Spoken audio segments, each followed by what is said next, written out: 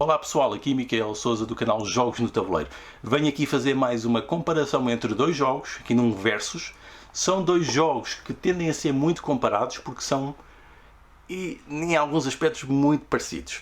Então temos aqui o Dixit e o Clube Detetive.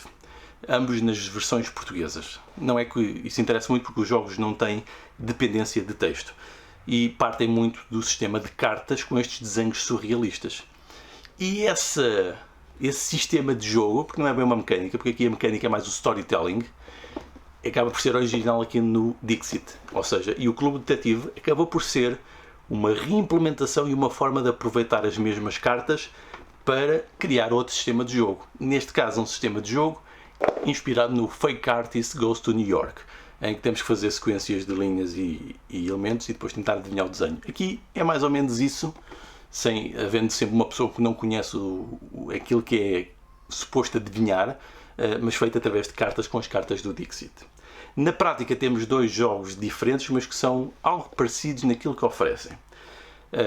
Do ponto de vista dos componentes, tem bons componentes, estão mais ou menos nivelados, se bem que aqui, especialmente na versão do Dixit, porque já tem estas cartas talvez mais antigas, com ilustrações mais antigas de outro momento, não são tão vibrantes. Mas se adicionarem as expansões mais recentes, vão conseguir ter esses desenhos mais vistosos. Nas expansões têm esses desenhos mais vibrantes, com mais brilho, com mais cor, com mais conteúdo.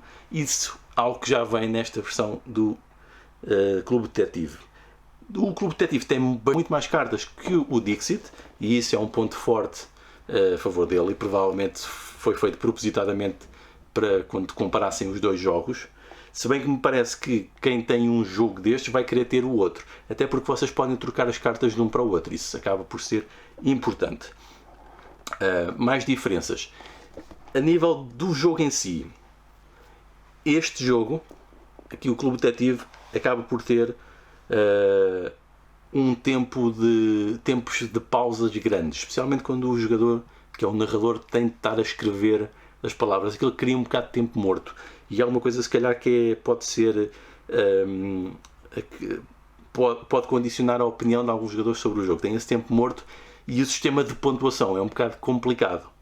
Aqui no Dixit é muito mais simples o sistema de pontuação, e a parte da escolha da história acaba por ser mais rápida, porque consiste em pegar na carta e contar a história, enquanto aqui temos que definir a história e depois temos de escrever em todos os cadernos, sendo que a história aqui tende a ser só uma palavra, mas podemos fazer isso um bocadinho mais ricos, adicionando mais palavras. Mas se, por exemplo, quisermos só uma palavra, acaba por ser mais rápida esta versão, se bem que uma só palavra é muito pobre para jogar aqui no Dixit, porque interessa e tem mais potencial, porque nos permite fazer uma narrativa maior. E isso é uma limitação com o Clube Detetive, que normalmente costuma focar só apenas numa palavra, e é mais fácil fazer só com uma palavra. No entanto, também podem ser feitas com frases inteiras, especialmente se tiverem mais experiência no jogo. Eu já fiz também isso e também funcionou. Outra diferença é que ambos podem ter tempos demorados na escolha das cartas, e isso convém por vezes até controlar com um temporizador, quer seja o narrador a escolher as cartas, quer os outros jogadores a escolher quais vão jogar. Isto acontece em ambos, é igual. No entanto, neste jogo, no Dixit, os jogadores tendem a não estar tão envolvidos no jogo. Porquê? Porque no seu turno eles só têm de escolher uma carta. Os outros que não são o narrador só têm de escolher uma carta para adicionar e depois fazer o processo de votação.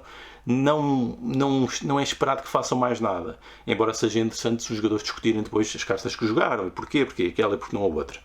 Enquanto no Clube Detetive, a dinâmica de jogo e as mecânicas existentes levam a que os jogadores tenham mais envolvimento durante o jogo. Ou seja, os jogadores vão jogando cartas nas duas rodadas e depois eles próprios, os outros que não o narrador, é que têm que fazer o storytelling.